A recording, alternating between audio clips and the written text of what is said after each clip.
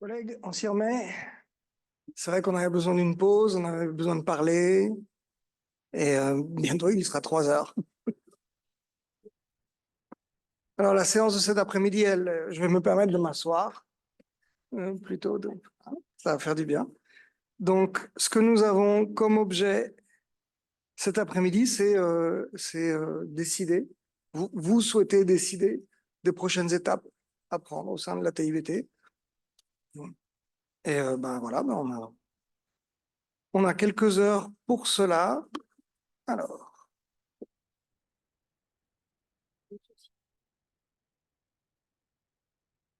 et voilà. Alors, de la même façon qu'on a commencé tout à l'heure en disant qu'est-ce qu'on attendait de la discussion, Benoît, est-ce que tu peux nous dire ce que vous attendez de la session de cet après-midi?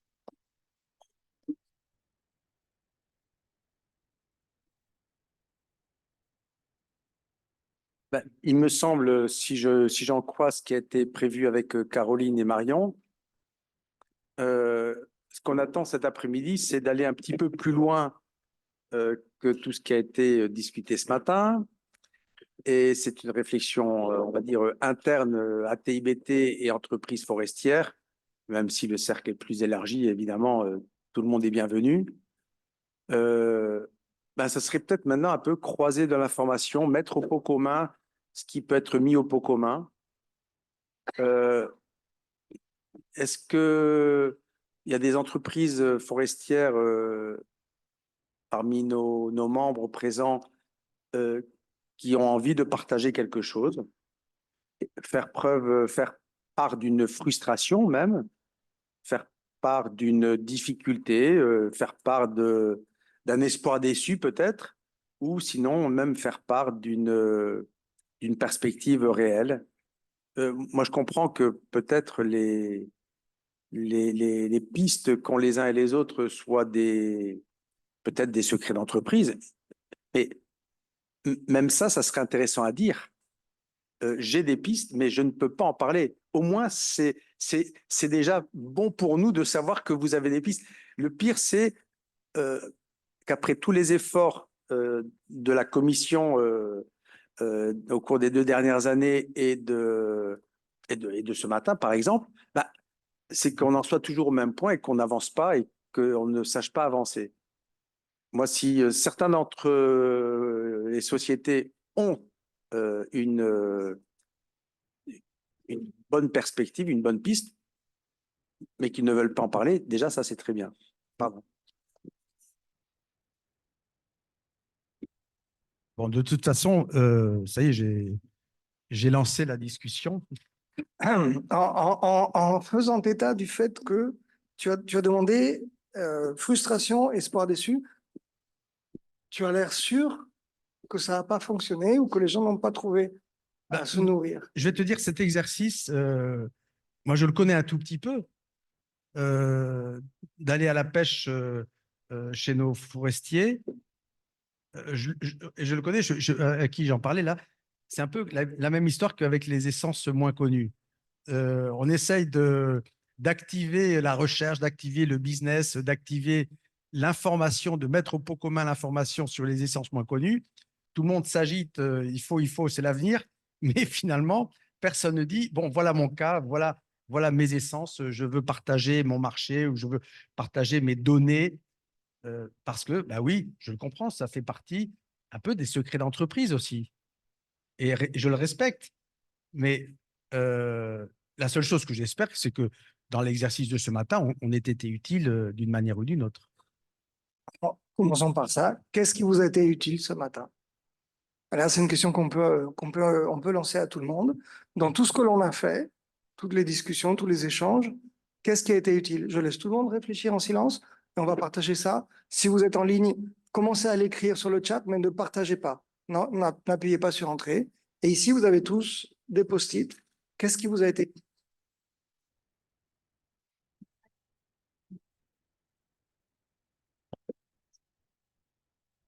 Magazo à rester debout et à prendre le micro.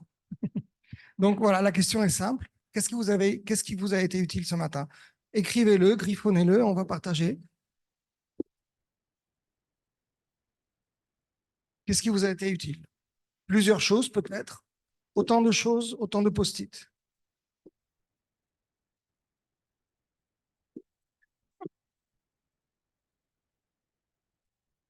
Et si vous êtes en ligne, si vous faites un geste avec la main pour me dire c'est bon, vous êtes prêt, que je sache.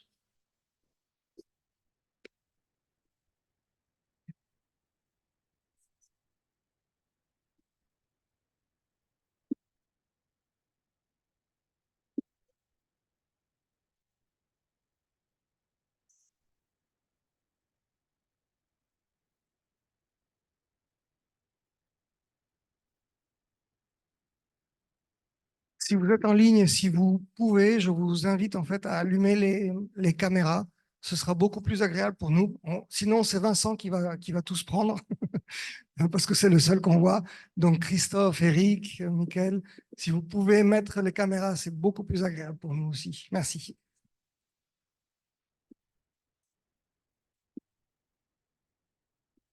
Alors, en ligne, je pense que vous pouvez partager maintenant, puisqu'ici, on a à peu près fini d'écrire. Qu'est-ce qui vous a été utile? Et est-ce que tu as accès au chat? On va commencer par ce que vous avez écrit et puis après, on va faire le tour ici.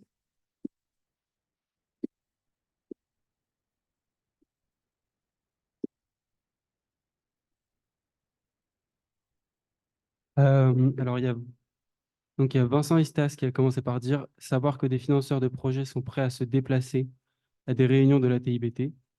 Cela démontre au moins de la curiosité, voire de l'intérêt si nous sommes optimistes. Donc, les voir et voir qu'ils sont capables de faire le déplacement. Merci.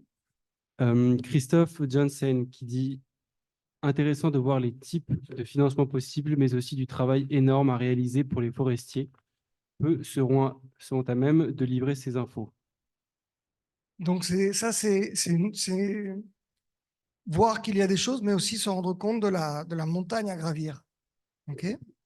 Eric Chezo qui dit rassurer sur la perception des enjeux problématiques et des opportunités. Eric, tu as été rassuré ou tu as donné des assurances?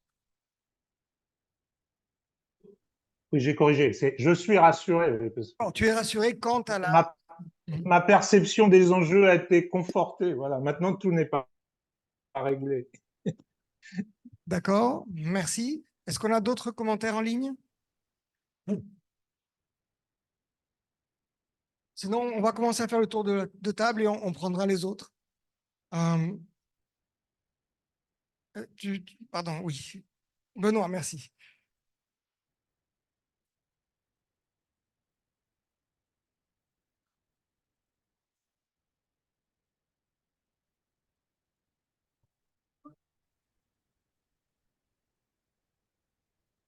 Bon, je ne sais pas si le micro fonctionne. Non, moi, j'y vois un début de connexion entre deux mondes qui s'ignorent ou on était optimiste, qui s'ignoraient, et ce n'est plus le cas. Donc, un premier pas vers une collaboration que j'espère de plus en plus forte entre ces deux mondes. Merci. Alors moi, j'y ai vu le constat d'un intérêt et d'une dynamique, mais en même temps, c'est contrebalancé par, à mon avis, une très grande hétérogénéité dans la perception et dans la compréhension des enjeux et surtout des choses qu'il faudrait mettre en place, c'est-à-dire des vrais changements de pratiques et de comportement et de stratégie. D'accord, donc ça, encore une fois, cette notion de chemin à faire et surtout qu'il y a certains sont beaucoup plus avancés que d'autres. Merci.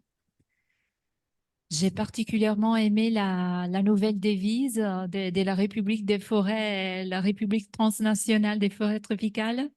Donc, qualité, additionnalité, biodiversité. Qu'on ait la liberté de laisser les forêts être elles-mêmes, biodiversité, qu'il y ait voilà, la fraternité et la liberté aussi de parler sans tabou, sans complexe, voilà, de qualité, oser la qualité et savoir que l'additionnalité, c'est vraiment déjà intrinsèquement au rendez-vous du fait de contribuer tellement par tout ce que l'on fait, comme Christophe vient de le dire si bien. Tu peux me redonner le nom que tu as donné à cette nation? République des forêts République transnationale des forêts. D'accord, merci. Je l'avais loupé celle-là. Merci. Qu'est-ce qui a été utile ce matin?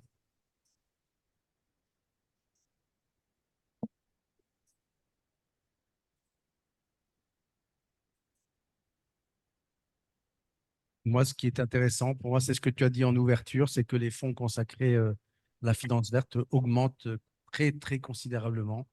Donc, c'est bien le diable si on ne trouve pas notre compte là-dedans. D'accord, donc c'est ça. Il y a un intérêt, et cet intérêt qui se manifeste dans les chiffres aussi, c'est par la venue des acteurs. Pour ma part, ça a été la compréhension des mécanismes disponibles chez les opérateurs financiers.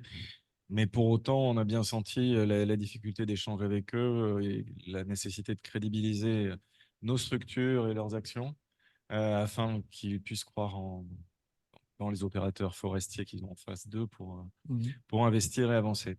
Donc, ce grand chemin dont c'est expliquer, donner confiance, démontrer, donner des preuves de solidité, de fiabilité. Moi, je dirais ce qui a été utile, c'est que finalement, on se rend compte que, c'est ce que j'ai dit aussi à un moment, c'est que tout le monde veut la même chose. Donc, je pense que tout le monde va dans le même sens. Il faut juste que tout le monde comprenne que, en fait, les chemins peuvent très bien se croiser sans souci. D'accord. Alors, juste un point d'attention, quand on fait une nouvelle rencontre, il y a une phase de lune de miel. Tout paraît très joli. La difficulté commence notamment le lendemain.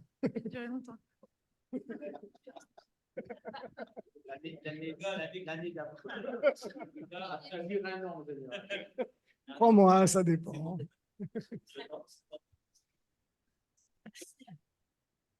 Moi, j'ai noté, de par la présence de nos panélistes externes et les questions, les interactions, l'intérêt de ces investisseurs à en savoir plus sur nos activités et à vouloir intégrer d'autres co-bénéfices comme la biodiversité, le social. Ils ont beaucoup insisté sur le social. Voilà, donc je trouve que c'était intéressant de voir ça. On commence à voir justement quels sont les argumentaires à développer. Merci. Moi aussi, j'ai noté qu'il y avait vraiment du coup un intérêt de la part des investisseurs et on sent qu'ils aiment bien quand on leur parle de la gestion forestière, c'est quelque chose qui leur parle, où ils ont envie en tout cas d'approfondir cette question, mais que du coup, il y a encore un besoin de les convaincre de l'intérêt du bassin du Congo spécifiquement. Voilà. Pour moi, dans la même veine, hein, que les investisseurs sont présents quand même pour s'investir, d'où le déplacement dans le secteur forestier, malgré encore quelques réticences, on l'a vu sur les niveaux de risque. Par contre, je rejoins Nicolas aussi sur le fait que je pense on voit en tout cas chez les forestiers aussi des différences de niveau de compréhension aussi des différents mécanismes et peut-être des objectifs qui ne sont pas forcément tous les mêmes. Donc, voilà. Très bien. Donc, est-ce que tout le monde, vous voulez vous... Non, c'est bon. Et est-ce qu'on a encore des commentaires en ligne qui n'ont pas été lus? Non. OK. Très bien, merci. Bon, donc, hein, ça a servi ce matin. Hein, ça a servi. Donc déjà, c'est un bon point. Maintenant, qu'est-ce qui manque? C'est quoi la prochaine étape? Qu'est-ce que l'on peut faire aussi? Qu'est-ce que vous voulez faire plus tard et qu'est-ce qu'on peut faire en 2 heures? Ce sont deux questions différentes. Donc, ayant eu ce retour, ayant vu l'intérêt, ayant vu l'hétérogénéité, ayant vu les argumentaires à développer, ayant le souci de justement d'avancer, ce que je vous demande maintenant, c'est de réfléchir à ce que vous aimeriez faire individuellement ou collectivement. Et je vais vous demander tout simplement de réfléchir à très court terme. Au vu de ce qui vient d'être discuté, qu'est-ce que vous aimeriez faire sur les 3 prochains mois? Et ce que je vous invite, c'est de trouver seulement une proposition d'action. Faites confiance au collectif. Une proposition d'action sur ces questions-là pour avancer sur les 3 prochains mois. Pareil, allez-y, réfléchissez. Vous avez de quoi écrire. Essayez de le développer et on va le mettre en commun et on va ensuite sélectionner et canaliser notre attention. Qu'est-ce que vous aimeriez faire sur ces questions à titre collectif ou individuel sur les 3 prochains mois? On va prendre 3 minutes à peu près réfléchissez-y, et après on partage et on met en commun.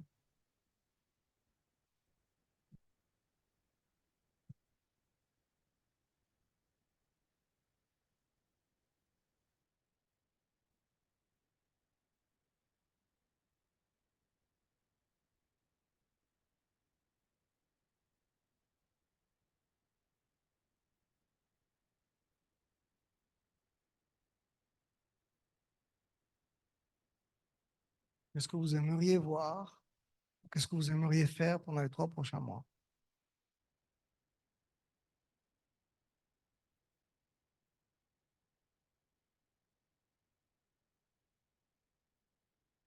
Encore 2 minutes?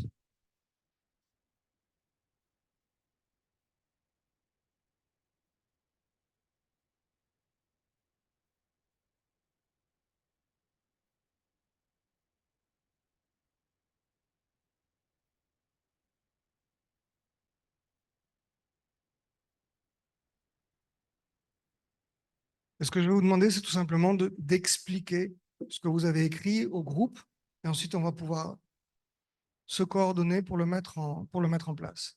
Qu'est-ce que vous aimeriez faire sur ce sujet sur les 3 prochains mois? Encore 1 minute et on met en commun.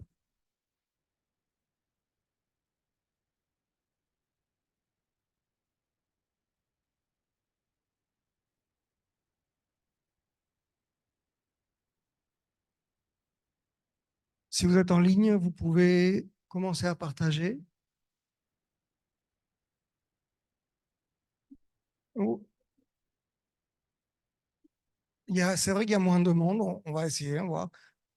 La difficulté, c'est que ceux qui sont en caméra éteinte, on a beaucoup de mal à communiquer avec eux parce qu'on ne sait même pas s'ils veulent.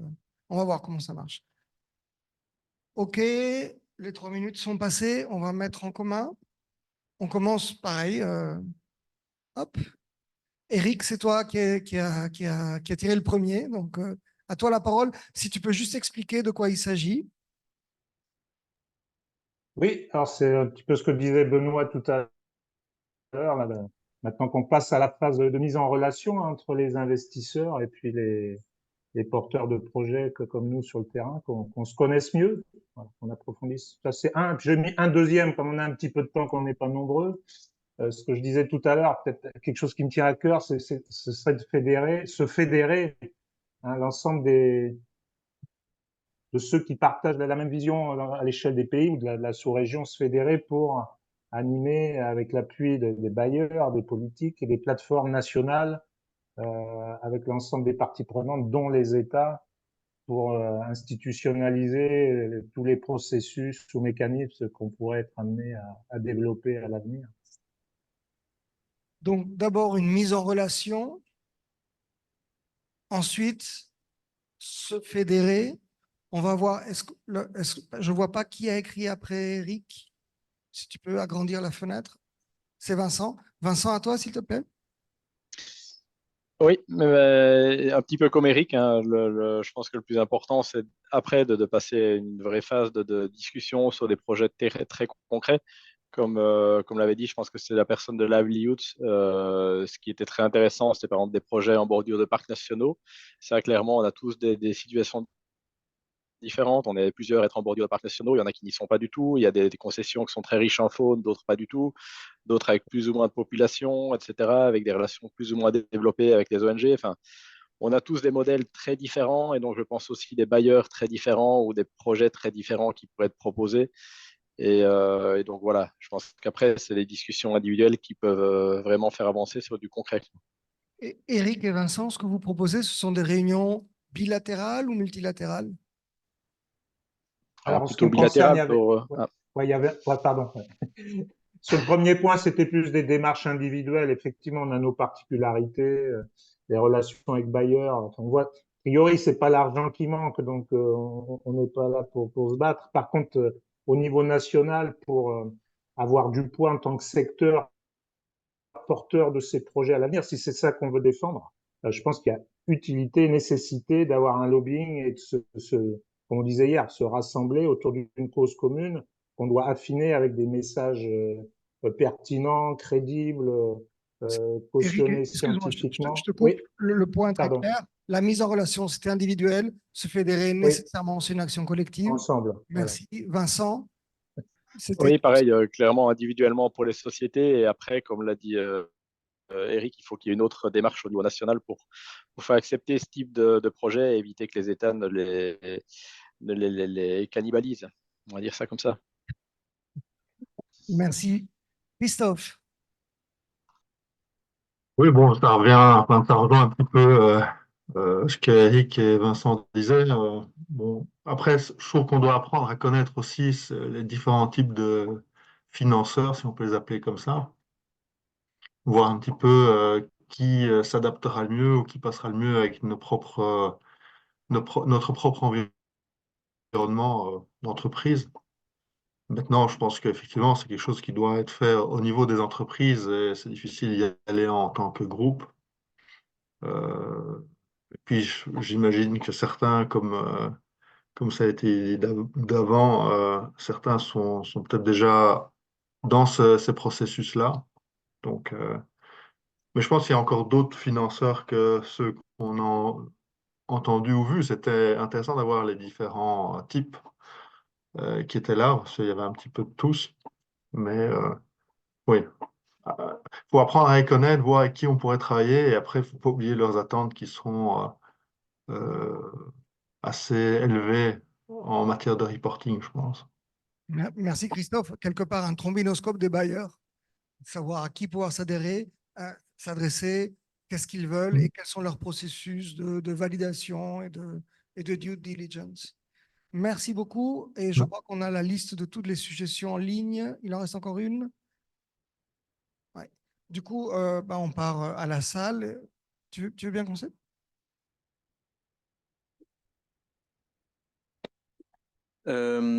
Oui, bon, je pense que ça rejoint un petit peu. Enfin, le rôle de la commission carbone, comme on le reprécisait ce matin, c'est aussi de faire cette intermédiation financière entre les différents membres et les acteurs financiers. Donc, ça fait partie, je pense, aussi de ce rôle-là, d'essayer d'identifier ces pools d'opérateurs et de les mettre en relation avec les entreprises pour sélectionner potentiellement ceux qui répondent le mieux à leurs attentes, qu'il y ait des confrontations plus directes peut-être que ce tour de table. Peut-être que aussi les entreprises pourraient évoquer leurs préférences, enfin, c'est-à-dire peut-être que chaque entreprise n'a pas la même vision des choses, donc certains opérateurs conviendraient peut-être mieux que d'autres. Donc identifier peut-être ces critères aussi de la part des opérateurs forestiers. Du coup, est-ce que c'est à la TIBT d'avoir un rôle actif dans la mise en relation? Disons que ça serait une suite logique peut-être suite à cette réunion, mais à voir comment est-ce que ça s'inscrit. Ouais. Ok, merci.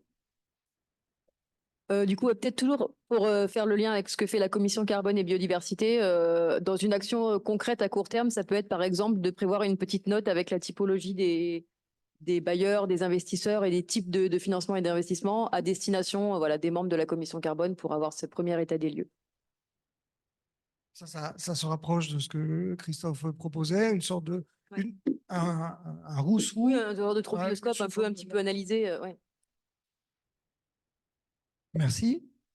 Alors nous, c'est très pratico-concret, c'est recueillir en fait les besoins des entreprises, de nos membres, pour des projets qui sont en cours d'instruction, voire même obtenus, enfin des financements obtenus. Donc d'une part un projet FFM et d'autre part un projet CAFI. Et donc pour nous aider à définir les actions, la feuille de route, la stratégie qu'on va proposer dans ces projets-là, en lien justement avec la diversification du rôle des concessionnaires forestiers, une rémunération, enfin, diversification des rémunérations et évolution du modèle de concession forestière sous gestion durable. Donc, c'est sous forme de micro-enquête. Oui, et dans cette continuité-là aussi, peut-être, les bailleurs nous demandent de plus en plus des indicateurs, etc. Et du coup, peut-être sélectionner ensemble, avec les entreprises membres, des indicateurs d'additionnalité d'un point de vue biodiversité et social qu'on pourrait ensuite valoriser de notre côté à travers Fair and Precious, mais aussi à travers vraiment ce côté montrer de façon chiffrée et justifiée cette additionnalité qui est demandée pour obtenir des fonds. Définir, travailler à la construction et à la définition collective d'indicateurs d'additionnalité. Sur la base de ce qui se fait aussi au niveau du suivi dans les concessions, sans rajouter du travail, venir s'appuyer, capitaliser. Ça, c'est les modalités. L'objet, Voilà, oui. c'est bien la définition. Merci. Pardon, je m'excuse, mais l'après-midi, en session de travail, en tant que facilitateur, je vais peut-être avoir la main plus lourde que le matin. D'accord? Merci. Ouais, je pense que tout a été dit quelque part, hein, parce que je pense qu'on veut. J'ai pas d'idée supplémentaire, mis à part.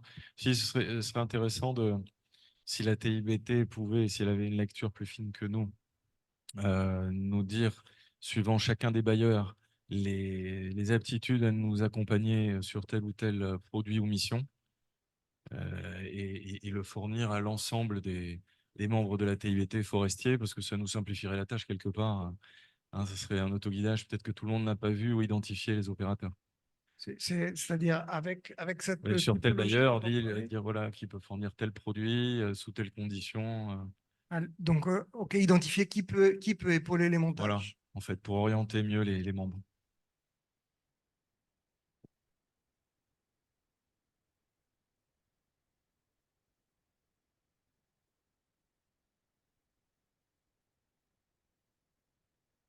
Identifier donc la TIBT pourrait proposer voilà, l'identification des partenaires qui peuvent accompagner le montage de tel ou tel dossier. Est-ce que tu as une attente pour les 3 prochains mois?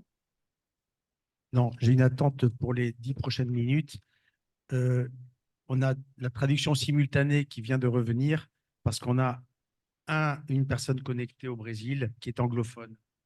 Donc, si tu peux faire, voilà, doucement. Alors, parler doucement, Merci. éventuellement faire un tout petit récap de 30 secondes sur ce début de OK. discussion. Donc, nous avons commencé par nous poser la question sur ce qui avait servi, à quoi avaient servi les discussions de ce matin, qu'est-ce que les gens en avaient tiré. On a vu qu'il y a un constat partagé, il y a un intérêt, les chiffres le montrent, le fait que les acteurs se déplacent le montre. Cet intérêt s'accompagne d'une prise de conscience d'un long chemin à parcourir pour aller à leur rencontre, pour proposer quelque chose qui réponde aussi à leurs attentes, et aussi une forte hétérogénéité entre les acteurs. Il y a des gens qui sont plus prêts que d'autres. Au final, beaucoup, voilà, un bon premier pas, mais conscient qu'il va falloir en faire d'autres. Et du coup, on est passé à la discussion qui est celle qui nous occupe maintenant. Quelles sont les prochaines étapes? Quels sont les prochains pas? Et chacun des participants est en train de lister ce qu'ils aimeraient voir concrètement se faire dans les 3 prochains mois.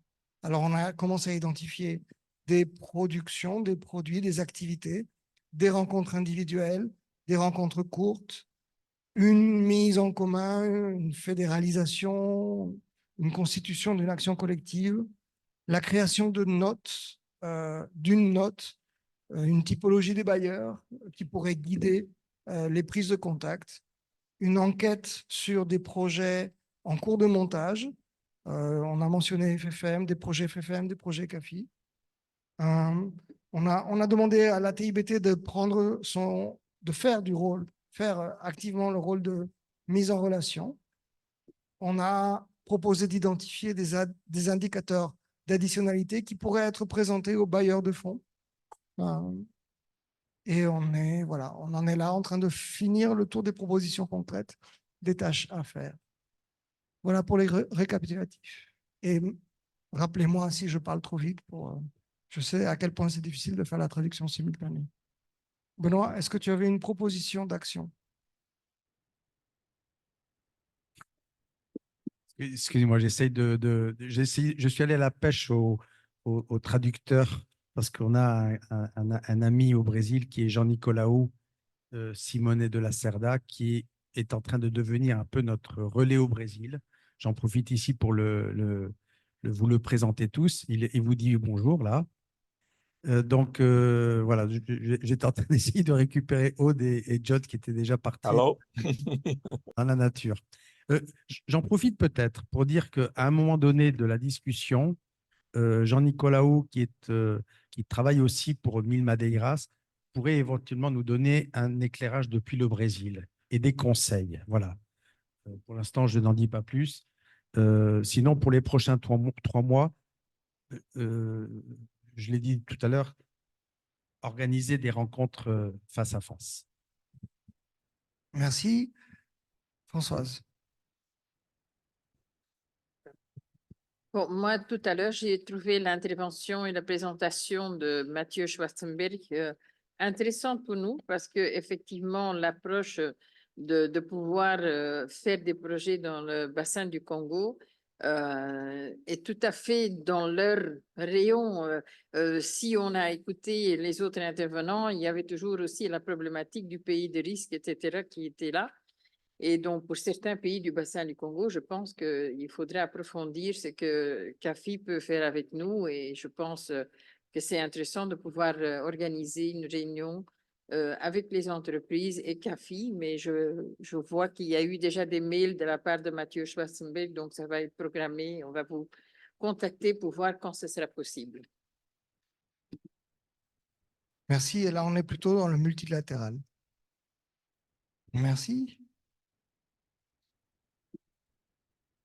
Merci.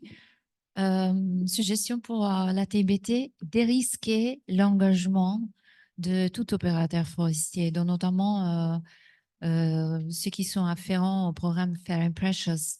Donc, on se disait hier à la cafétéria, peut-être il serait opportun de rappeler à qui de droit qu'il existe des FDS. Donc, le carbone, voilà, la forêt, mais aussi le produit bois par rapport au carbone. Et pourquoi? Et voilà, les lames en thalie qui ont été choisies pour le platelage en bois tropical dans le cadre de GESO n'auraient pas été choisies en thalie certifiée. Point d'interrogation, parce qu'on n'a pas de visibilité par rapport à ça. Qui de droit était conscient de l'existence de la TBT, mais probablement le choix a déjà été fait de ne rejoindre aucun d'entre nous, puisque aucun d'entre nous est au courant, voilà, d'une sollicitation avec pour objectif de livrer des lames en thalie. Donc, quel thalie aura été fourni, par qui, mais surtout, sera-t-il du thalie certifié ou pas? Ça peut nous endommager. Donc, voilà, briser la chaîne, se libérer, sans complexe, sans tabou, encore une fois, dérisquer l'engagement, oser prendre la parole et dire nous avons les bonnes pratiques, tout est en place, les conditions sont réunies, on peut avoir du tropical certifié et présentable. Donc, oser en demander. Ça, c'est, excuse-moi, c'est dans un dossier bien précis auquel tu fais référence. D'accord.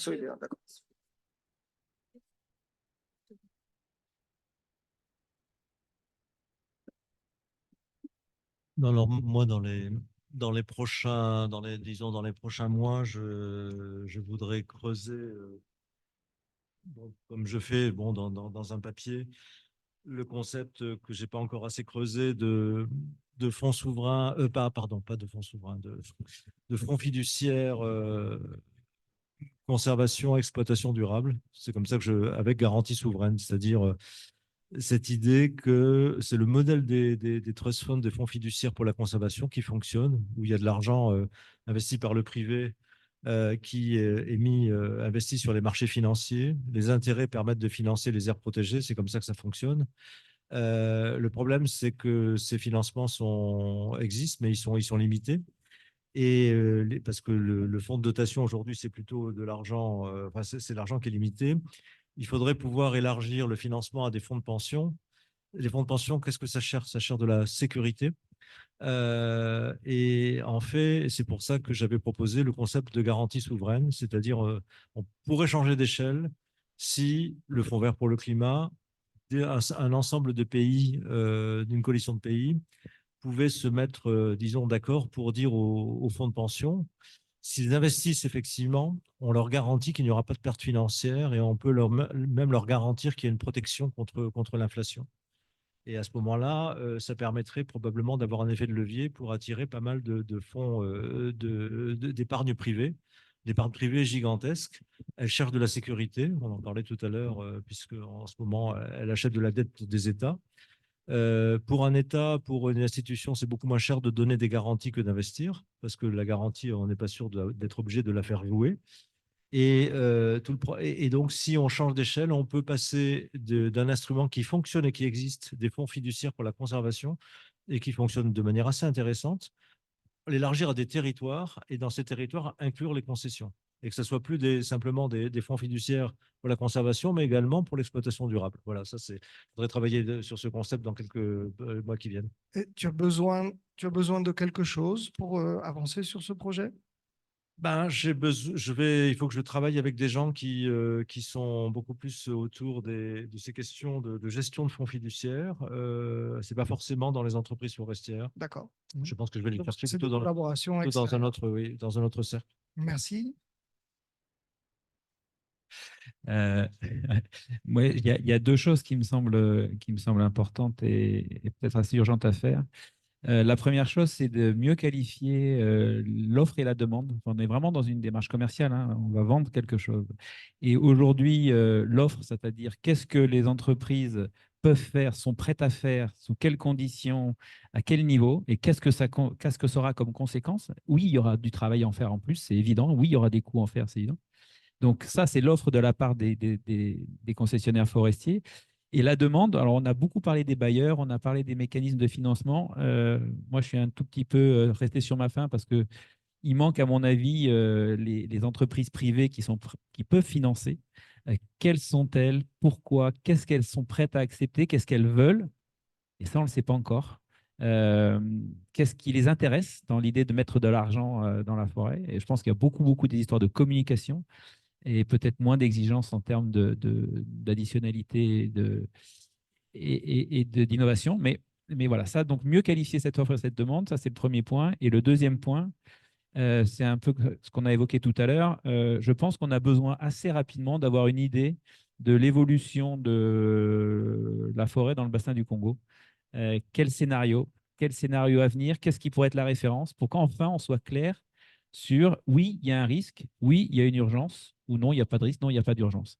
Et franchement, cet outil-là me semble absolument nécessaire pour pouvoir mieux communiquer et mieux expliquer à la fois les enjeux et les besoins d'avancer relativement vite là-dessus. Mieux qualifier l'offre, mieux qualifier la demande, mieux comprendre les investisseurs privés, notamment les entreprises. Quel scénario de référence? Et le- Merci. Beaucoup de choses ont été dites, je vais en reprendre certaines, mais La question, c'était pour sélectionner si tu peux. Mais tout le monde n'a pas. Bon, alors, une qui n'a pas été dite, et je pense qu'il manque un petit peu, c'est peut-être réfléchir au rôle que pourrait avoir la TIBT pour initier un dialogue avec les États qui sont encore très peu impliqués dans la discussion aujourd'hui, qui ont un rôle fondamental dans cette question des crédits, de la question du partage, crédit souverain versus enfin, marché volontaire. Donc peut-être que la TIBT aurait un rôle de dialogue à initier. Et je rajoute un deuxième point quand même, en lien avec ce que vient de dire Nicolas, mais c'est peut-être valoriser l'étude de prospective qui a été reprise, donc tu m'en as fait part tout à l'heure, Claude, sur le devenir possible des forêts du bassin du Congo dans les prochaines décennies, et peut-être voir comment on pourrait valoriser ce travail qui existe déjà en partie dans cette question d'additionnalité et de la nécessité de mettre en place ces mécanismes de financement.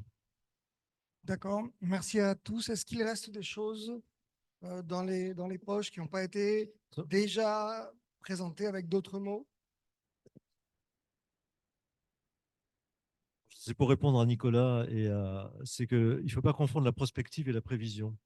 Une prospective, c'est avoir un ensemble de scénarios qui sont très différents, qui sont volontairement très différents et contrastés, et qui permettent de dire aux décideurs, si vous prenez telle décision, voilà ce qui peut arriver, etc. Et l'étude de prospective que le CIRAD a faite Effectivement, donc si c'est une prospective, elle a plusieurs scénarios. Donc, on ne peut pas s'en servir comme une baseline qui est une prédiction.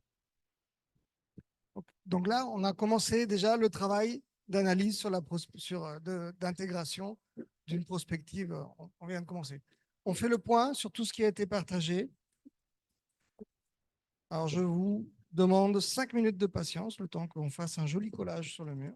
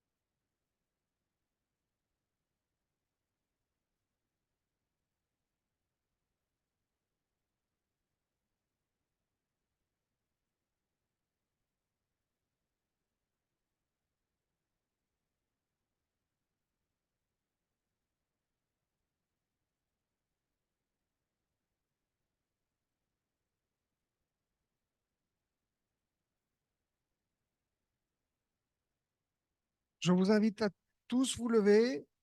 Si vous êtes en ligne, je m'excuse, on va prendre une photo et on va vous le partager.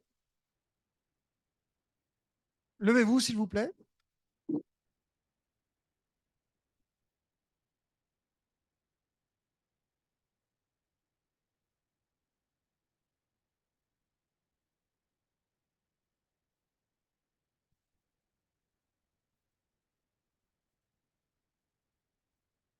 Donc, on vous le met en ligne pour que vous puissiez voir aussi l'ensemble.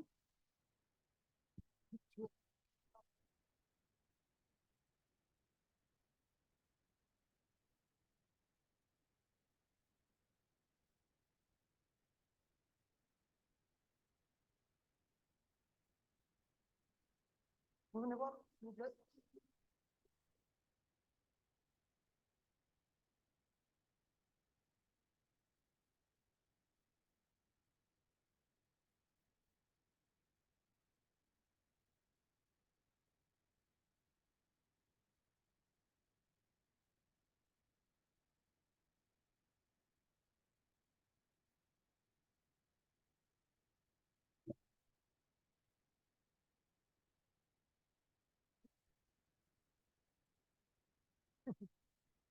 Normalement, j'ai rien laissé. Alors, la première question que je dois vous poser, c'est est-ce qu'il y a des choses qui manquent? Est-ce que vous avez des choses qui ne sont pas citées?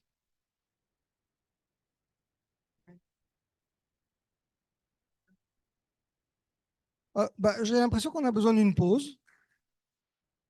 On peut prendre? Oui, c'est le moment. C'est bon.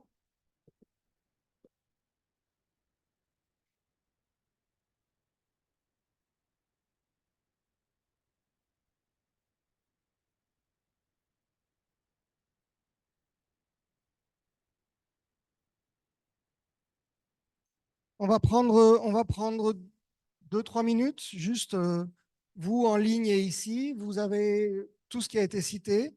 Alors, il y a des actions ici, c'est assez rapide, assez facile à mettre en place. la mise en relation individuelle, les réunions courtes, la construction d'une entité collective, se fédérer, ce que proposait Eric, cela, il va falloir y réfléchir, c'est un peu plus compliqué, mais c'est sans doute une des conditions nécessaires pour avoir un dialogue entre les États. Il faut parler, mais la TIBT a déjà peut-être cette possibilité. Je vois qu'il y a, Christophe, tu veux prendre la parole? Oui, oui, je veux bien. Je voulais juste rajouter peut-être quelque chose qu'on faut bien faire une différence entre bailleurs publics ou investisseurs ou financeurs privés finalement. C'est vraiment deux visions des choses complètement différentes, je pense, dans ces deux entités-là. Donc, il faut bien se rendre compte que les attentes des privés sont tout à fait différentes. Je pense que la TIBT peut faire ordre ou peut aider à mettre les gens en contact, surtout par rapport aux bailleurs publics, puisque c'est un peu d'une institution vers l'autre. Et après, par rapport aux bailleurs privés ou plutôt aux investisseurs, je dirais, il faut aussi qu'on fasse attention à ne pas être un véhicule de greenwashing pour ces entreprises. Parce que bien entendu, on a parlé, je pense que c'est la Total qui a investi là au Gabon, si je ne me trompe pas. Il faut quand même se rendre compte derrière voilà, de l'image des entreprises et de ce qu'on veut avoir finalement comme investisseur. Voilà. Donc, j'ai capturé ça en mettant un accent sur la mise en relation par la TIBT dans le cadre des bailleurs publics, sur tous les aspects de typologie des financeurs, des bailleurs, privés, entreprises, bien mettre cette dualité publique-privée d'un côté. Mais là, tu viens de rajouter un élément qui n'y était pas encore. Comment vous vous équipez d'alerte anti-greenwashing? Est-ce que vous avez une charte? Est-ce que vous avez des conditions? Est-ce que cela a été réfléchi? Ça fait sans doute partie de la construction de l'argumentaire dont vous avez besoin. Merci. Donc, des mises en relation, une identification avec des notes pour aider à naviguer, des échanges directs avec le CAFI, pourquoi pas commencer, initier ou continuer des dialogues avec les États, des choses très spécifiques, des enquêtes sur les projets en cours qui permettraient aussi de travailler sur les indicateurs d'additionnalité. C'est pas vraiment enquête, c'est analyse des besoins.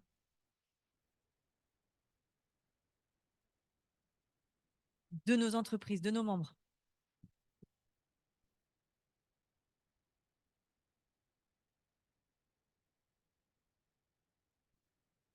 Du coup, il y avait des choses qui manquent ou il y avait d'autres idées encore? Ça a été rapidement évoqué, mais on avait une catégorie d'investisseurs autour de la table. Il y en a d'autres. Et peut-être poursuivre cette mise en relation avec d'autres types d'investisseurs qui peuvent avoir des approches aussi différentes. Je sais pas,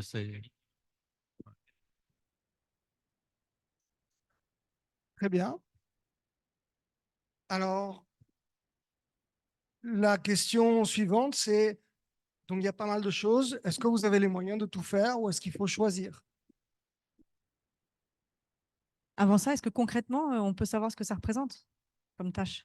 Alors, allons-y. Est-ce qu'il y en a qui posent plus de problèmes que d'autres? Est-ce qu'il y en a? Est-ce qu'il y en a ici qui demandent à être explicités?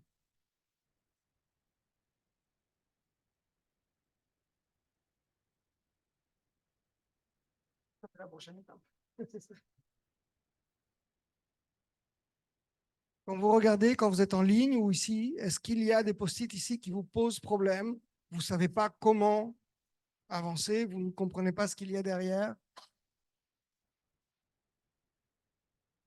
Alors, c'est pas moi qui vais l'expliquer. Scénario de référence 2050-2080, déjà, ça fait référence à. Je crois que c'est Alain qui l'a évoqué. C'est toi qui l'as invoqué?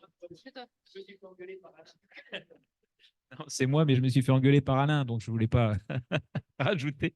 Non, c'était simplement l'idée que j'avais l'idée qu'on pouvait imaginer une trajectoire moyenne business as usual dans le bassin du Congo qui permettait de, voilà, au moins à certaines échelles, de mieux qualifier ce qui pourrait être un changement de pratique, une véritable additionnalité si on est sur des crédits carbone. Voilà. Alors peut-être que c'est plus à une échelle. Non, mais pour être capable de dire, parce que c'est ça qu'on va expliquer aux gens. On va dire, on a besoin de votre argent parce que c'est urgent. Parce que sinon, très sincèrement, les gens, moi, je serais un investisseur privé et j'aurais de l'argent à mettre là-dedans. J'irai pas choisir le bassin du Congo, hein. J'irai choisir l'Amazonie ou l'Asie du Sud-Est, hein, parce que je pense que c'est là qu'il y a plus d'urgence, plus d'enjeux, plus de risques et plus d'additionnalité à faire. Et en tout cas, être capable d'avoir des impacts plus importants. Je ne sais pas si c'est de la scénario, mais des impacts plus efficaces. C'est l'idée que j'en ai. Et je ne sais pas si c'est la bonne, mais je ne sais pas si elle est partagée. Ouais, non, mais je vois ce que tu veux dire, c'est d'avoir un espèce de vision de ce qui va se passer pour montrer que, en l'absence de. Ouais. Alors, justement, excusez-moi, hein, je profite qu'on a un ami en Amazonie, là, Yann Nicolaou, qui est connecté.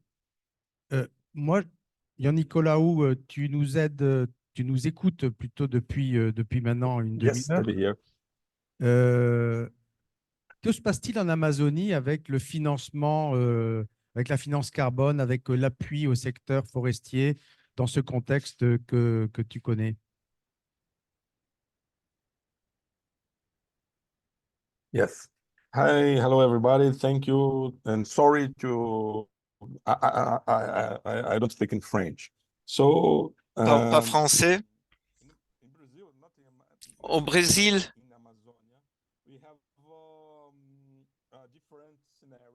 nous avons des scénarios différents. we have a problem. Surtout parce qu'on a des problèmes. Il y a des problèmes entre l'offre et la demande. On l'a mentionné il y a quelques minutes.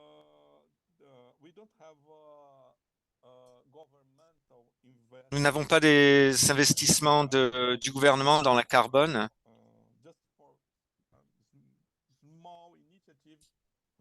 Nous avons une petite initiative qui vient de l'étranger.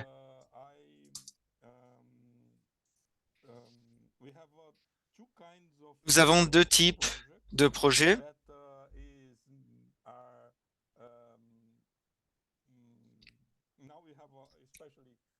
Maintenant, nous avons surtout des projets sur la déforestation.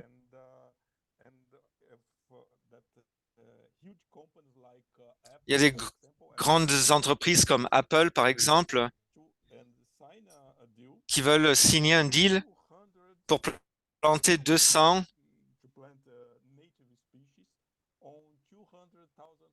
des espèces sur 200 000 hectares. Donc, c'est des entreprises énormes qui travaillent avec les mines, comme Valley, ou des entreprises de taille moyenne, comme avec la Banque Santander, qui ont créé une entreprise énorme qui s'appelle Biomass, qui cherche des endroits où ils peuvent récupérer des endroits qui sont endommagés, des terres endommagées. Il y a beaucoup d'investisseurs, surtout des investisseurs étrangers, qui sont intéressés par les investissements en carbone. Mais il y a des très mauvaises personnes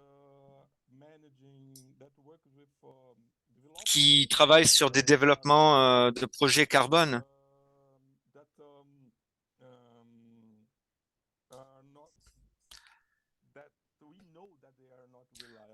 Nous savons qu'on ne peut pas compter sur eux,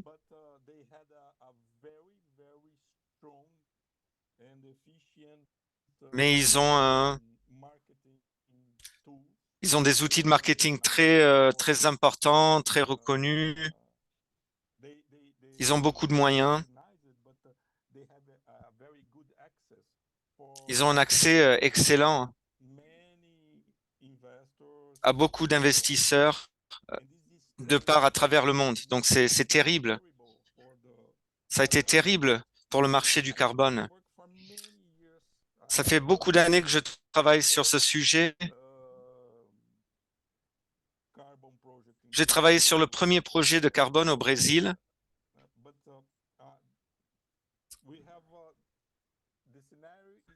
Le scénario est très compliqué. On a un super projet, des gens super, et on a une petite communauté qui a besoin.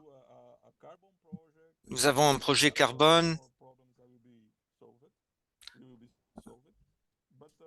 Tous les problèmes seraient résolus, mais en général,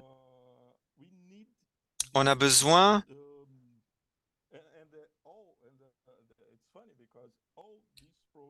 C'est drôle parce que tous ces projets sont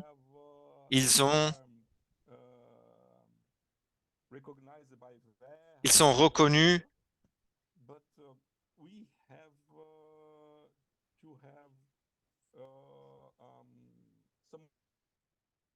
Nous avons besoin de quelqu'un, d'être l'intermède immédiatement, parce que c'est pas facile.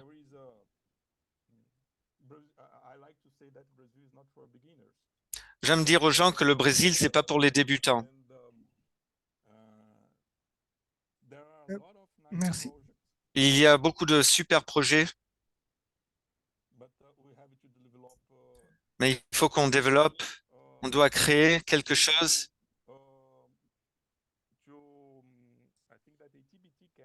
Je crois que ATIBT peut aider sur faire quelque chose pour approcher à la fois l'offre et la demande. Donc voici le scénario. Et c'est très important. C'est important de dire comment se porte l'Amazon. Qu'est-ce qui se passe dans le projet carbone? Il y a beaucoup de choses à dire. Mais c'est difficile, d'affirmer que ça va être un beau projet. Je suis désolé d'interrompre.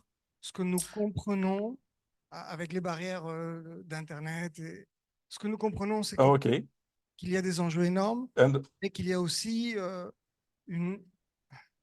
des adversaires très bien armés, très bien équipés, très bien disposés.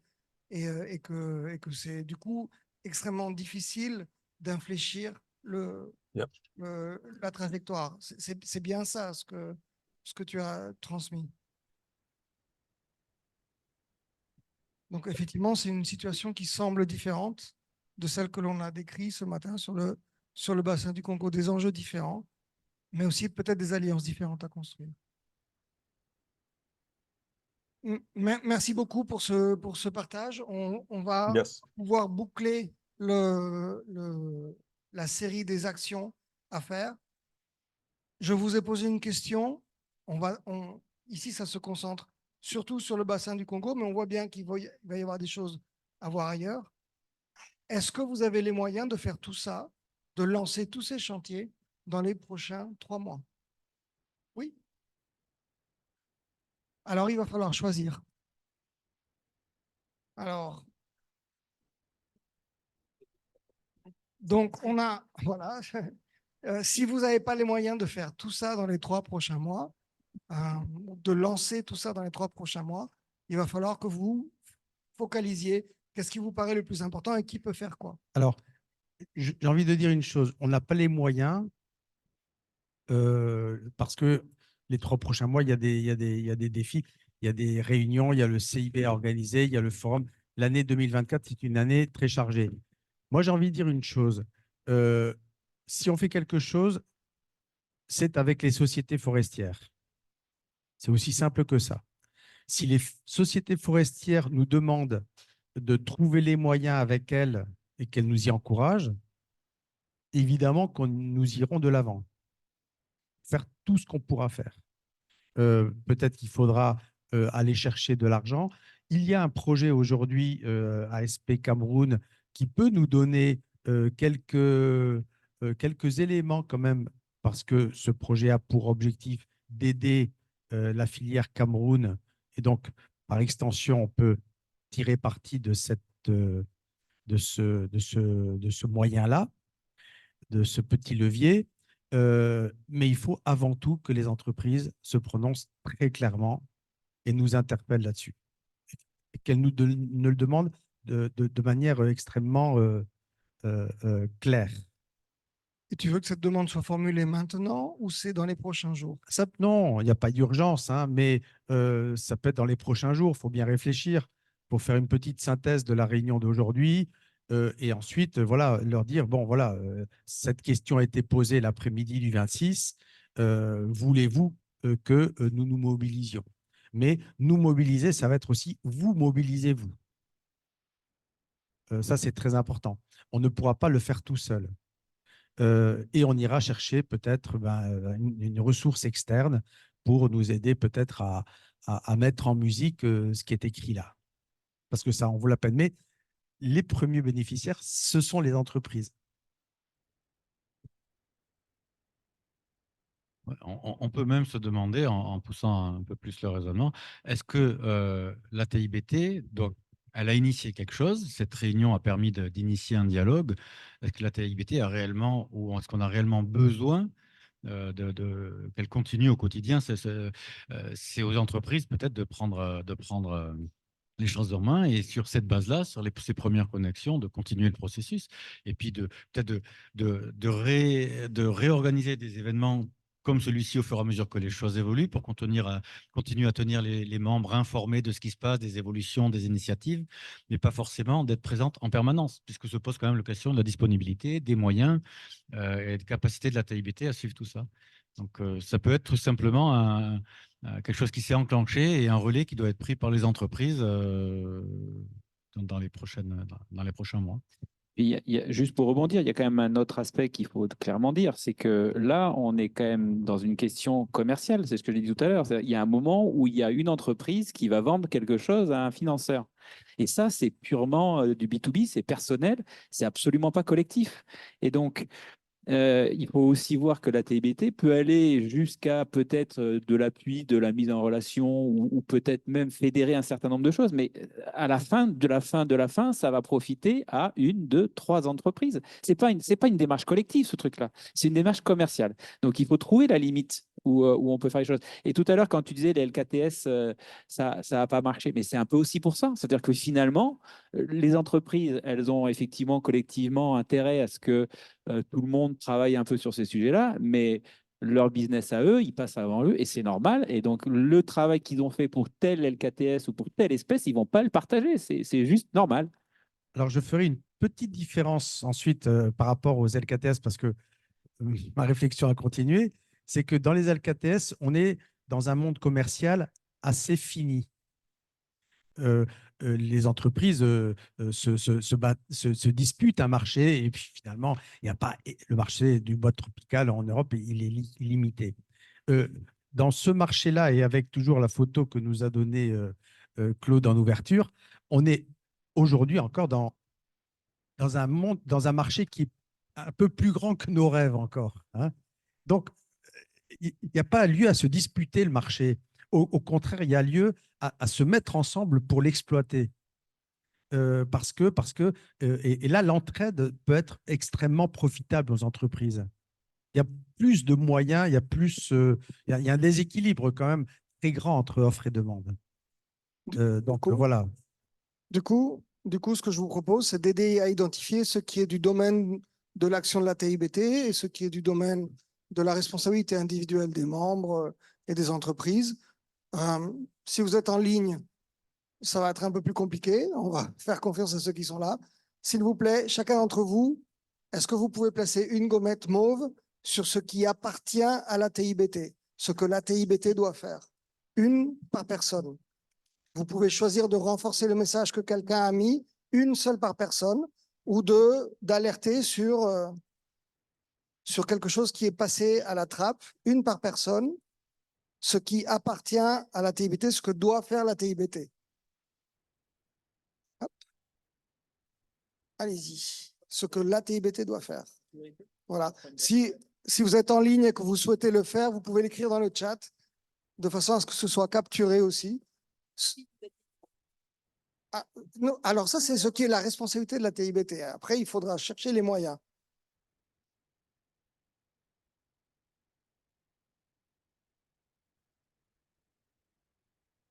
Qu'est-ce qui appartient? Qu'est-ce que doit faire la TIBT?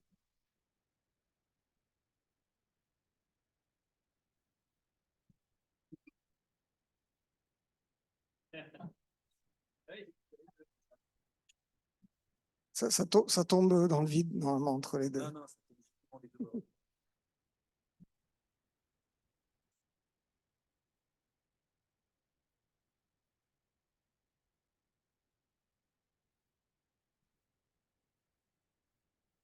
Alors, moi, en tant que facilitateur, je vais me permettre d'en mettre une. Après tout, je suis légitime. Celle-là, ça va durer la mettre, parce que sinon... Alors, est-ce qu'on peut prendre une... Il voit en ligne? Super. Tu peux te rapprocher pour qu'il voit exactement où est-ce qu'on a mis. Alors, regardez, on a beaucoup ici, dans ce pôle-là, hein, une note qui va permettre de qualifier l'offre et les investisseurs, de pouvoir se repérer. On a l'échange avec le CAFI qui va bientôt se mettre en place. On a avancé sur le dossier, le dossier Solidéo et aller au charbon sur l'argumentaire, l'analyse des besoins, une demande claire sur commencer à amorcer le dialogue avec les États sur ces questions de finance et d'innovation, et un point d'alerte sur comment on fait pour construire un argumentaire anti-greenwashing. Très bien. Alors, est-ce qu'en ligne, vous avez des choses que vous aimeriez rajouter? Vous avez chacun une gommette à mettre, si vous avez la photo. Ils ont eu la photo, hein. Ils ont eu la photo statique.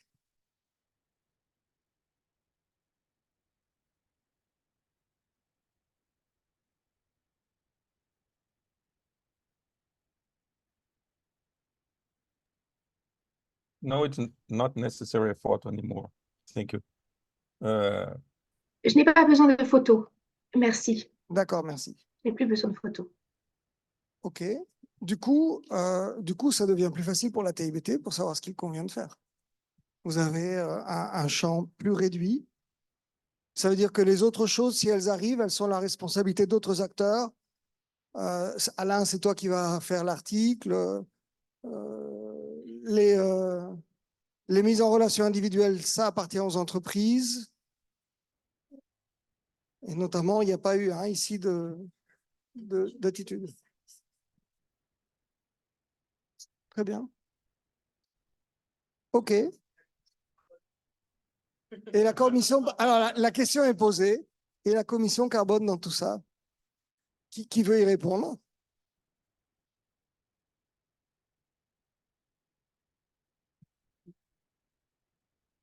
Oui, il y a deux suggestions sur le chat, mais je peux laisser Vincent et Eric les partager.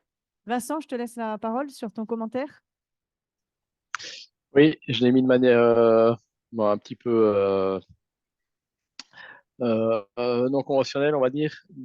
C'était pour insister sur ce que Nicolas a dit au départ. C'est quand même une démarche commerciale, donc il y a après une certaine concurrence, une certaine confidentialité. Les fonds ne sont pas si illimités que ça. Enfin, il y a énormément de fonds qui sont disponibles, mais avec des tickets d'entrée complètement différents, avec des thèmes complètement différents. Et si on a des discussions communes et qu'on se retrouve à deux sociétés à présenter un projet qui est très similaire à un même bailleur, clairement, il n'y en a qu'un des deux qui risque de passer. Donc, la démarche collective a vraiment des limites sur ce genre de choses. Et donc, des réunions comme ce matin qui permettent de sensibiliser un peu les différents financiers et d'informer les sociétés, c'est extrêmement utile. Mais ce qui se passe après, ça doit rester du domaine de la relation bilatérale entre les sociétés et les financeurs. Et voilà. Mais par contre, le fait d'organiser ce genre de réunion, ça, c'est vraiment un rôle intéressant pour la TIBT. C'est très positif, quoi. Merci Vincent. Il y avait un autre commentaire? Eric, oui, Eric. Oui, ça va dans le même sens de ce que je disais tout à l'heure. La TIBT peut avoir un rôle pour mettre en place, aider à monter les plateformes de dialogue avec les États, ce que reprenait aussi Benoît de Marquez. Enfin, c'est dans la même idée qu'on consolide toute notre démarche avec les États par une plateforme de mémoire. À l'époque, quand on nous a responsabilisés sur les plans d'aménagement, je vois au Gabon, c'est un processus qui a duré 4 ans avec des retours d'expérience. Ça n'empêche pas que les projets individuels peuvent voir le jour, mais que des retours d'expérience remontent aux institutionnels pour que les lois accompagnent ces nouveaux mécanismes et qu'ils puissent faire jurisprudence sur base d'un consensus qui fait foi au niveau des techniciens sur ces sujets qui sont quand même pointus et souvent très techniques aussi pour vis-à-vis d'un État ou d'une administration qui a besoin aussi de développement de capacité pour bien comprendre et puis nous rassurer dans les textes que sur notre rôle au-delà de gestionnaire forestier, maintenant c'est d'être responsabilisé pour valoriser une partie, une propriété de ces crédits qui peuvent se revendiquer aussi au niveau des États. Donc je pense qu'il y a un vrai travail à faire pour garantir l'ensemble de nos dossiers. Merci Eric. Alors je l'ai capturé dans le mur hein, avec cette notion. Je l'ai rapproché de se fédérer puisque la plateforme sert à se fédérer. Est-ce que tu veux Il y avait se fédérer nous, oui. mais avec une plateforme pour la mise en place d'une plateforme élargie avec les États et toutes les parties prenantes qui gravitent autour de ces sujets-là. Et est-ce que c'est le rôle de la TIBT de construire cette plateforme? Disons que le fait de se fédérer, la TIBT est le modèle extrême de notre fédération, puisqu'elle est censée représenter des intérêts communs, en tout cas une grande partie de la profession. La question, en fait, la question que je voulais te poser, Ouais. c'est est-ce que tu souhaites mettre une gommette mauve au même titre qu'on a indiqué à la TIBT, travailler là-dessus sur les 3 prochains mois? Voilà. Ça va avec le dialogue avec les États. Pour moi, c'est lié. Voilà, Hein. donc c'est Voilà, c'est ça. Oui, oui. Disons, on doit se fédérer pour approcher le dialogue avec les États. On ne peut pas y aller à titre individuel, à mon avis. On aura moins de force et de percussion, de crédibilité que si on y va avec un modèle où tout le monde, avec des stratégies gagnant-gagnant pour les États et les opérateurs au niveau économique, à la fois économie nationale et économie privée. Merci, merci Eric. Alors, on va faire le point parce qu'il est 16 heures, mais je me demande si on n'a pas déjà atteint l'objectif qu'on s'était donné pour l'après-midi. Vous avez, s'il vous plaît, ce qu'on va faire, c'est on prend juste 2 minutes, après on fait une pause, parce qu'on arrive à un point où on a listé une liste d'actions concrètes à mettre en place et on a fait la part des choses entre ce qui appartient à la TIBT et ce qui est de l'ordre de la responsabilité individuelle des entreprises ou d'autres acteurs. D'accord? Les éléments sur lesquels il y a une gommette, la TIBT a reçu une demande concrète d'agir là-dessus et peut-être que dans les jours qui viennent, en lisant les comptes rendus de ces ateliers, les membres vont vouloir faire remonter d'autres éléments. Les autres, a priori, n'appartiennent pas à la TIBT, c'est à d'autres de prendre. Du coup, est-ce que nous avons atteint les objectifs de cet après-midi?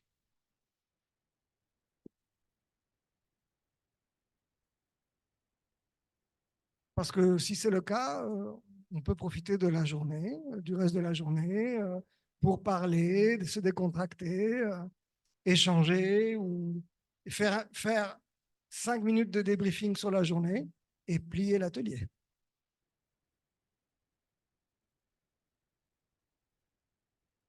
Oui? OK, alors dans ce cas, ce que je vous propose pour finir en beauté la journée, c'est que chacun d'entre nous prenne le temps de réfléchir à un message qu'il tire de la totalité des discussions. Et ce matin et cet après-midi, on partage tout ça et ce sera la conclusion. Chacun d'entre nous, une chose qu'il a tirée, qu'il tire de toutes ces discussions et de toutes ces décisions.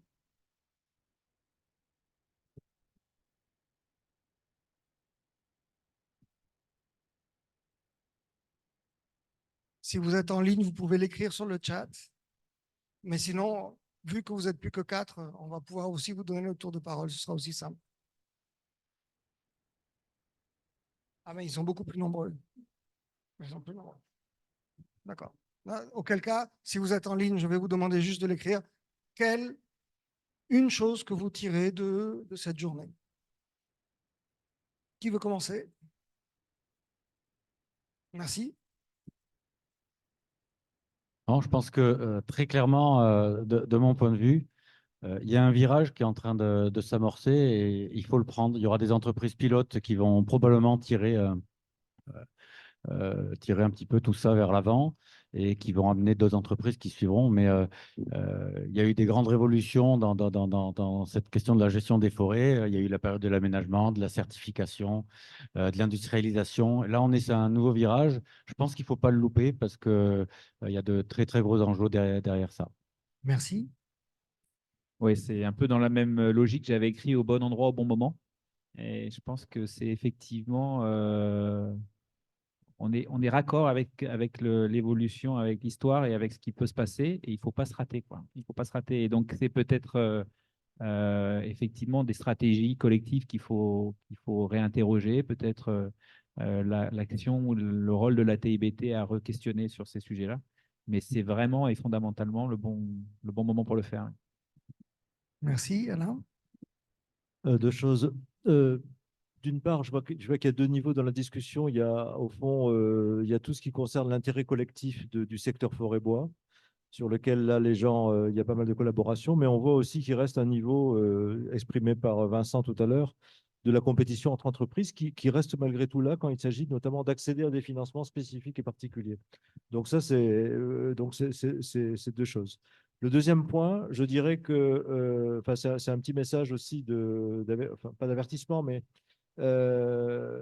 faisons attention. L'ensemble de ces nouveaux mécanismes, ce nouveau virage, à mon avis, il ne pourra être réalisé que si les entreprises ne se contentent pas, je dirais, de dire on ajoute une nouvelle activité économique qui peut être le carbone, la biodiversité ou autre.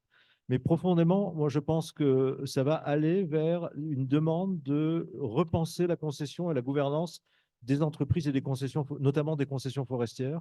Et je pense que la dimension effectivement sociale, la dimension partage des bénéfices n'est pas assez apparue. Et aujourd'hui, quand vous regardez l'évolution des critères pour les financements, l'évolution des demandes, vous voyez qu'il y a autant l'impact biodiversité, mais également toute la question sociale. Et si vous laissez de côté la question sociale, c'est-à-dire profondément la gouvernance des concessions avec les communautés, etc., tout ce qui est demandé, on en parlait tout à l'heure avec Maëlys sur le projet FFEM, je pense que de ce point de vue, il y aura un blocage. Et donc, je pense qu'il faut penser les deux à la fois, pas seulement nouvelles finances, mais également comment est-ce qu'on change notre rapport aux sociétés, aux populations locales avec qui on travaille et qui sont dans les concessions. Merci. Oui, je pense qu'Alain a tout dit. Juste pour rebondir en disant que voilà, nous sommes en tant qu'opérateurs certifiés et engagés la meilleure assurance aussi vis-à-vis du sérieux des pays. Donc, ne pas oublier que nous avons des grandes responsabilités vis-à-vis des hommes, des forêts, mais aussi des pays comme gage de confiance. Donc, s'engager davantage, ne pas se laisser désengager. Merci. Françoise, qu'est-ce que tu tires d'aujourd'hui? Moi, je pense qu'il y a beaucoup d'intérêt et il est évident que les entreprises ont besoin de finances additionnelles pour pouvoir maintenir leur certification et toujours continuer à s'améliorer puisque ce sont les exigences du marché. Donc, mais comme on a dit, il y a des choses qu'on peut faire, comment dirais-je, ensemble. Par exemple, contacter, échanger avec CAFI qui, lui, ou qui, eux, ils ont un levier sur les États puisque c'est un des problèmes aussi qui peut se mettre devant vous quand vous négociez avec un État. On peut vous faire tourner en rond, mais avec CAFI, je pense que ça laisse des ouvertures. Donc, cet échange avec CAFI, pour moi, elle est très importante. Merci. On va donner la parole à ceux qui ne sont pas avec nous dans la salle. Je crois qu'il y avait Vincent, tu veux t'exprimer? Oui, ce que j'avais mis dans le chat, c'est que c'est ce qui avait été soulevé par un ou deux intervenants ce matin, c'est que quand on parle de financement alternatif ou de financement pour d'autres choses que simplement la production de bois, il y a des garanties à donner sur des temps longs, que ce soit pour du carbone, que ce soit pour la conservation de biodiversité, que ce soit pour du du développement positif pour les communautés, enfin impact positif. Et donc ça ne peut se faire que si les entreprises sont déjà très solides à la base et qu'elles travaillent dans un contexte qui est stable, ce qui est loin d'être évident dans le bassin du Congo, et c'est certainement une question sur laquelle il faut pouvoir avancer avant de pouvoir commencer à rentrer à fond dans ce type de financement, quoi. Et avant de pouvoir être vraiment crédible aux yeux des bailleurs. Merci Vincent. Jean-Nicolas, you'd like to... Okay. Thank you so much. Merci. Je vous ai écouté. J'ai essayé de comprendre la réalité. Je ne sais pas si vous en parlez, mais on a un gros problème dans le point de vue de la banque de développement qui maintenant investit dans les forêts, les projets de gestion forestière. Donc, ils n'ont pas la perspective, l'état d'esprit pour travailler dans le secteur forestier. Et ils veulent aussi investir dans des entreprises fiables. Ils veulent les mêmes profits, les mêmes taux sur investissement que pour tous les autres types d'investissements. Ils ne sont pas patients. Ils veulent des résultats très rapides. Donc, c'est différent. Mais c'est un autre scénario. Merci. Merci. Donc, le long terme. Eric? Oui, ça va un peu dans le même sens là, de repenser nos modèles. Enfin, il y a des opportunités, on est dans un virage. Ça n'empêche pas les dossiers individuels de servir d'expérience. C'est que des nouveaux modèles de concession qui s'inscrivent sur le long terme avec d'autres droits qui se rajoutent à l'exploitation purement du bois, que ce soit mis en place. Alors, vers des concessions 4.0, si on rajoute le crédit carbone et la biodiversité plus le social, voilà, que notre rôle de gestionnaire forestier soit conforté par les États avec un élargissement de responsabilité, puis peut-être en privilégiant au départ, pour que ce soit incitatif des sociétés qui sont engagées à la fois dans l'aménagement et la certification. Ça pourrait être aussi une forme d'encouragement encore sur ces thématiques qui sont aujourd'hui, pour certaines, malheureusement, seulement émergentes dans certaines parties des pays qu'on connaît. Merci Eric. Bertrand? Oui, bonjour. Oui, j'étais malheureusement pas disponible ce matin, donc je n'ai pas écouté les travaux, mais j'écouterai a posteriori sur le carbone. Ce que j'aimais bien dans les travaux d'Alain, c'était le côté très simple en termes de fiscalité et très lisible pour tout le monde. C'est-à-dire que lorsque l'on est certifié, on paye moins de taxes. Lorsque l'on est légal, on en paye un petit peu plus, mais moins que celui qui n'est ni légal ni certifié avec une. Donc voilà. Et je pense que ce dont probablement tout le monde souffre aujourd'hui, c'est qu'on n'a pas de modèle de compensation des efforts faits à la fois pour l'environnement et le social par les gestionnaires forestiers. On n'a pas de modèle standard, lisible, forfaitaire. Et du coup, j'ai l'impression que c'est à la fois souvent des usines à gaz et le fait d'opportunité ou d'opportunisme. Donc chacun capte évidemment selon ses contacts, selon son implantation, selon son tour de table, grand groupe ou pas, chacun peut capter ou pas des finances complémentaires. Et ce qui est regrettable, c'est qu'on n'ait pas un modèle, on n'arrive pas, comme pour la fiscalité, à imposer un modèle à l'hectare ou, je ne sais pas, enfin, trouver un système, je ne vais pas vendre la PAC, hein, la politique agricole commune, mais c'est vrai qu'on devrait être dans ce registre de revenus complémentaires pour les entreprises engagées dans les bonnes pratiques, qui leur donne une visibilité budgétaire et qui leur donne des moyens d'action sur le long terme. Et j'ai toujours l'impression que, ou alors je ne comprends pas bien, mais que les solutions proposées sont extrêmement compliquées et sur du très long terme. Puis le deuxième volet, c'est que je pense que le sens de l'histoire aussi, c'est d'africaniser la filière. C'est-à-dire qu'au-delà et en complément de nos grandes entreprises européennes fortement engagées, on puisse avoir un milieu de filière qui se structure dans les pays producteurs avec des capitaux locaux, avec un développement des bonnes pratiques. Alors je sais, c'est le travail de la TIBT, notamment au travers des ASP, hein, mais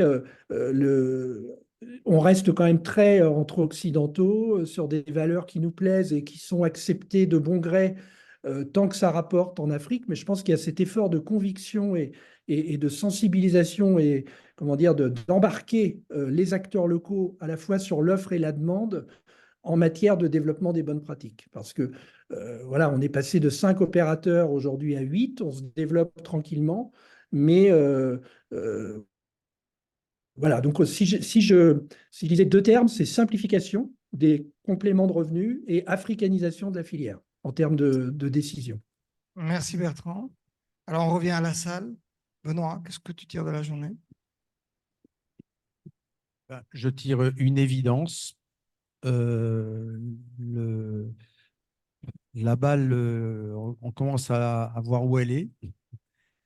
Il faut des rencontres en tête-à-tête entre les opérateurs et les organismes.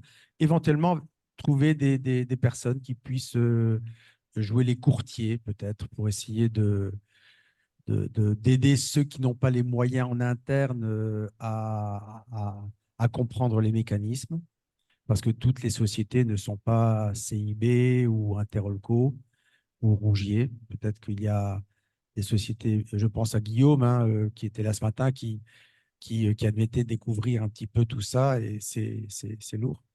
Et un petit étonnement, elle est très gentille, non, elle n'est pas gentille, c'est quelqu'un de très bien, Emmanuel Schwingedo, qui a admis que dans les country packages, la forêt n'avait pas été prévue. Voilà, bon, ça illustre comment on est invisible quand même, on n'existe pas. Et je pense que c'est vrai pour elle, et je pense que c'est vrai, si c'est vrai pour elle, c'est vrai pour bien d'autres personnes. Donc il faut se manifester. Et je relie aussi ce fait à la session de lobbying d'hier. Pardon, Caroline, mais redis-le, je ne l'ai pas dit. Merci. Moi, je vois un lien, effectivement, entre la session d'hier et d'aujourd'hui.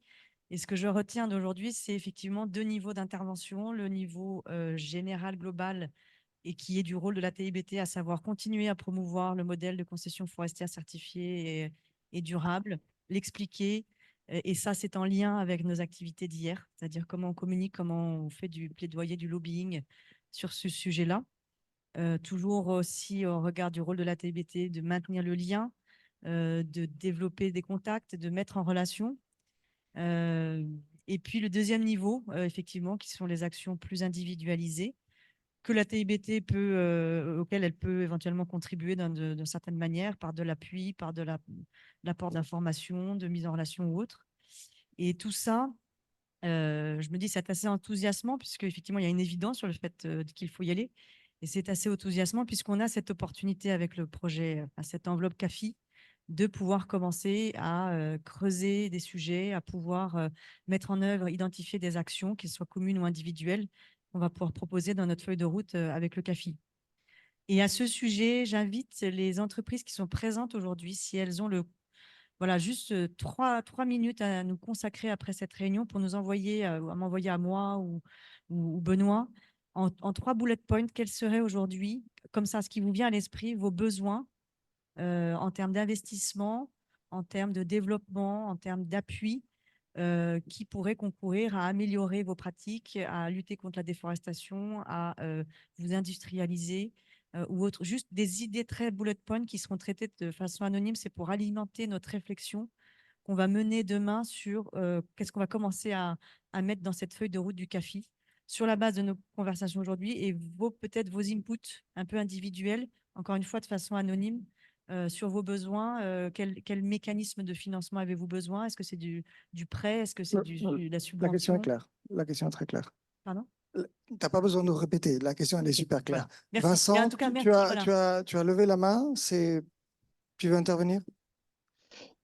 Oui, c'était pour répondre à Benoît sur les country packages, parce que c'est un petit peu en lien avec ce qu'on a dit hier sur le lobbying.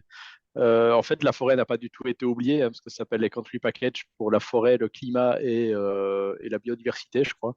Enfin, c'est country package pour la forêt, donc clairement, la forêt n'a pas été oubliée. C'est juste que les interlocuteurs qui parlent, enfin, qui participent à ce genre de discussion, à ce genre de montage de projet, n'ont aucune envie de voir le secteur privé s'y associer. J'ai essayé d'y participer au Congo, j'ai forcé les portes pour rentrer dans les réunions, etc. Et le message est très clair. Comme on a dit hier, je ne sais plus qui a dit ça dans la séance sur le lobbying, mais un lobbying réussi, c'est pas quand nous, on parvient à parler, mais c'est quand les autres parlent de nous. Et clairement, personne n'a envie de parler de nous dans ce genre de réunion, que ce soit les bailleurs institutionnels type AFD, que ce soit l'USAID, que ce soit les ONG. Pour le Congo, le Fonds Bezos avait participé, etc. Et simplement que personne n'a envie de parler du secteur privé. C'est pas qu'on est ignoré, c'est que personne n'a envie de reconnaître notre rôle ou de nous impliquer là-dedans. Et ça, il y a certainement un gros travail de lobbying à faire pour faire comprendre qu'on n'est pas qu'un problème et qu'on est une partie de la solution aussi, quoi. Et c'est à ce moment-là, je pense qu'on sera intégré dans ce genre de discussion et dans ce genre de programme. Merci Donc Vincent. voilà, c'était juste un petit ajout. Christophe, tu avais la main levée. Oui, mais pendant que Vincent parlait, bien sûr, je- enfin, j'étais tout à fait en phase avec ce qu'il disait. Mais c'est vrai qu'on ne doit pas être naïf et on ne doit pas s'attendre non plus à avoir des grandes aides des États, je pense. Il faut, surtout les États africains, ils n'ont pas vraiment tendance à soutenir les sociétés gérées durablement, voire, enfin, je dirais plutôt occidentales, comme ils le voient eux.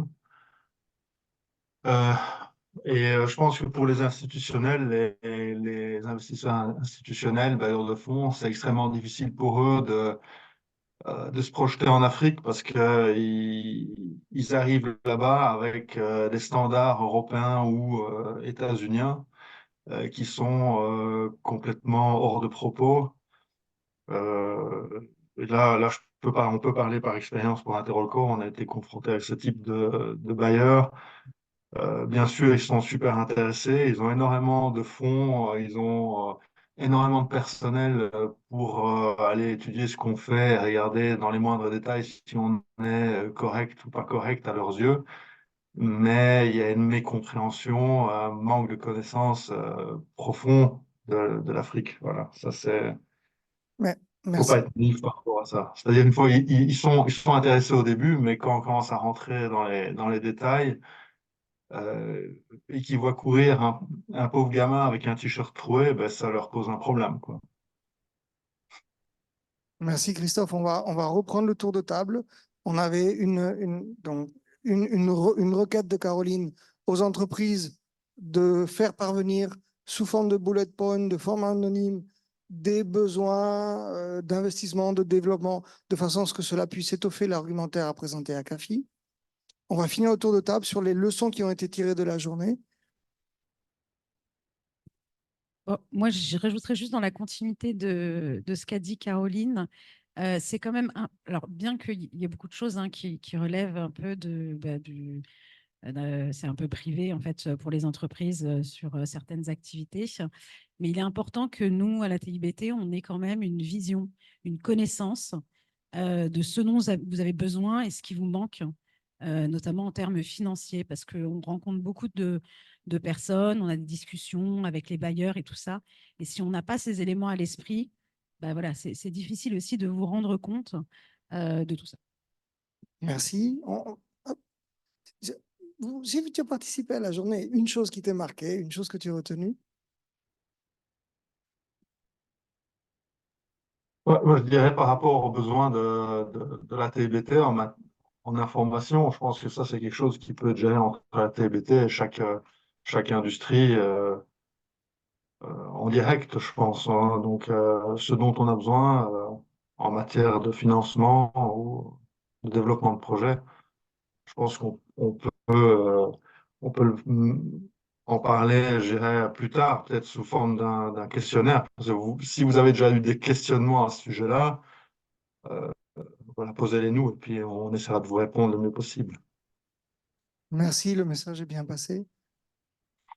Alors, moi, ce que je retiens, bah déjà, je suis positivement surprise de l'avancement de la réflexion par rapport à, enfin voilà, la commission carbone a été créée il y a 2 ans. Il y a 2 ans, on n'en était pas du tout là, même au niveau de la connaissance et de l'avancement de certains sur ces questions. Donc là, aujourd'hui, on a eu des discussions qui sont à un niveau, je pense, beaucoup plus poussé et concret que l'année dernière et encore plus l'année d'avant. Donc ça, c'est le point positif. Je pense qu'il faut continuer à explorer un peu toutes les pistes, à la fois les investissements privés et les bailleurs publics, donc le CAFI notamment. Voilà, on va en parler demain. Et peut-être aussi, je pense, bon, les entreprises pourront confirmer, mais le besoin d'avoir un peu une entreprise en tête de wagon qui lance un pilote, qui lance quelque chose, en fait, qui puisse du coup donner l'exemple aux autres, rassurer les autres aussi. Voilà, avoir cette espèce de pilote qui pourrait lancer la dynamique. Merci. Oui, bah, je pense, bah, j'avais effectivement cette vision de l'évolution en fait entre les différents think tanks, entre effectivement depuis qu'on a lancé la commission carbone, les différentes discussions, les différentes réunions, en 2 ans, on voit qu'effectivement les discussions sont beaucoup plus abouties. On constate quand même qu'il y a encore des différences entre les opérateurs et des opérateurs qui aussi, on a plus de membres qu'avant, donc des nouveaux membres qui n'ont pas forcément les mêmes niveaux de connaissances depuis tout le monde au départ. Donc, il reste encore des écarts entre les membres, mais effectivement, là, la journée d'aujourd'hui, on a eu des discussions qui n'étaient pas du tout celles de l'année dernière ou encore celles d'avant. Sinon, oui, ce qu'on retient, c'est que voilà, les investisseurs sont quand même là. Ça a été répété, il y a plus d'offres quand même que de demandes, d'offres financières. Après, il faut réussir à capter ces offres correctement pour notre secteur et attirer en tout cas ces investisseurs vers les forestiers. Mais voilà, donc il y a des opportunités, c'est ce que je retiens aussi de cette journée.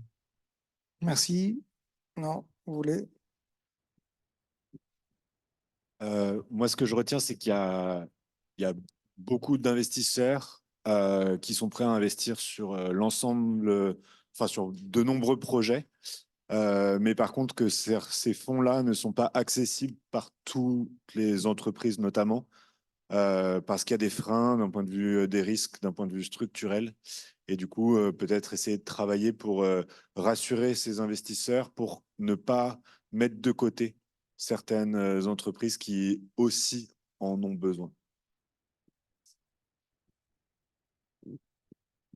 Ok, pour terminer, je pense que tout simplement expérimenter, innover et finalement oser et garder contact avec justement l'ensemble des personnes que vous avez pu rencontrer aujourd'hui, parce que c'est peut-être le premier pas uniquement vers le financement durable de la gestion forestière durable. Merci. Donc, on a fait le tour de table. Ce qu'on a fait aujourd'hui, ça a été rencontrer, discuter et clarifier beaucoup d'éléments sur qu'est-ce que c'est que la finance innovante, comment on rencontre la finance innovante et la gestion durable des forêts. Il est question et on souhaite et on annonce l'intention de créer des pilotes, d'aider des accompagnements. On reconnaît que c'est des démarches individuelles des entreprises, mais il y a aussi un effort collectif à faire, notamment au sujet du dialogue avec les États. Ça, c'est très clairement identifié. Et cet après-midi, ce que l'on a fait, c'est tout simplement se donner une feuille de route. Merci à tous. Je rends le micro et j'invite la présidente à clôturer le think tank. Je pensais déjà avoir tout dit, mais on me reprend toujours.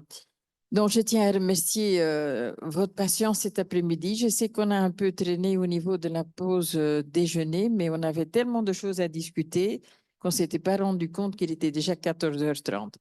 Donc, mes remerciements, je pense qu'on a bien avancé aujourd'hui. On a identifié pas mal de choses et des choses sur lesquelles l'ATBT pourra jouer. Et par après aussi, c'est vous-même qui allez pouvoir jouer en individuel aussi, comment pouvoir avancer. Merci beaucoup. Je repasse le micro. Alors, il faut remercier aussi ceux qui ont fait la traduction. Excusez-moi, mais vous n'êtes pas visible sur l'écran. Alors, on a toujours tendance à vous oublier alors que vous faites un travail formidable. Merci beaucoup aux traducteurs. Merci. Et Paul, toute l'équipe à TIBT alors finalement, parce que c'est pas seulement Paul, c'est Claude, c'est tout le monde. Bonne fin de journée à vous tous.